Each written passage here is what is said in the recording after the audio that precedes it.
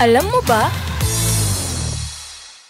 Usap-usapan sa social media ngayon ang paggamit ni Bini Maloy na miyembro ng Nations Girl Group na Bini na mayroon siyang PCOS o Polycystic Ovary Syndrome.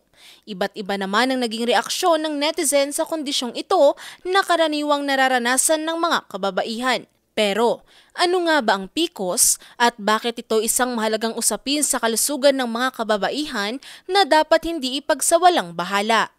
Ang PCOS ay isang hormonal disorder na nakakaapekto sa mga babae sa kanilang reproductive age. Nangyayari ito kapag ang katawan ay nagkakaroon ng sobrang daming androgen, ang tinatawag na male hormone. Dahil dito, nagiging irregular ang menstruation, nahihirapan ng ovaries na maglabas ng itlog at minsan nagkakaroon ng maliit na cysts sa ovaries. Ang pananaliksik sa PCOS ay nagsimula noong 1935 na pinangunahan ni Stein at Leventhal at una itong tinawag na triad. Pero ang salitang PCOS ay unang ginamit sa pagdiagnose ng kondisyong ito noong 1721 na pinangunahan naman ni Vallis Neri. Ilan naman sa mga sintomas ng PCOS ay ang sobrang stress, kulang sa tulog, kawalan ng ehersisyo at mali ang pagkain. Ang mga ito ay nagdudulot ng insulin resistance kung saan nahihirapan ang katawan na gamitin ang glucose sa dugo kaya tumataas ang blood sugar at hormone levels.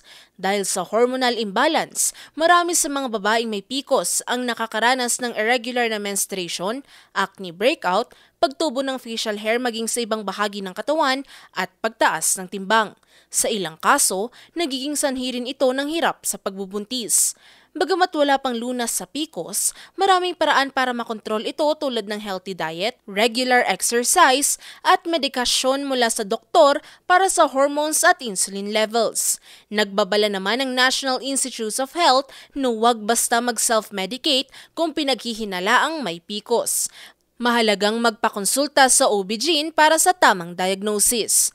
Madalas kasing napagkakamalan ito bilang ordinaryong irregular period o stress lang pero maaaring mas malalim ang sanhi nito. Katunayan, ayon sa datos ng World Health Organization, taong 2022, tinatayang nasa 116 na milyong kababaihan sa mundo ang may PCOS. Kaya naman, marami ng mga kababaihan ang naglalakas loob ngayon na ibahagi ang kanilang PCOS journey sa social media.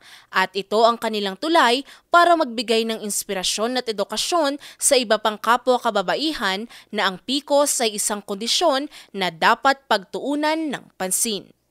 May gusto ba kayong malaman na trivia? I-comment na yan at ito ay aming aalamin. Ngayon, alam mo na!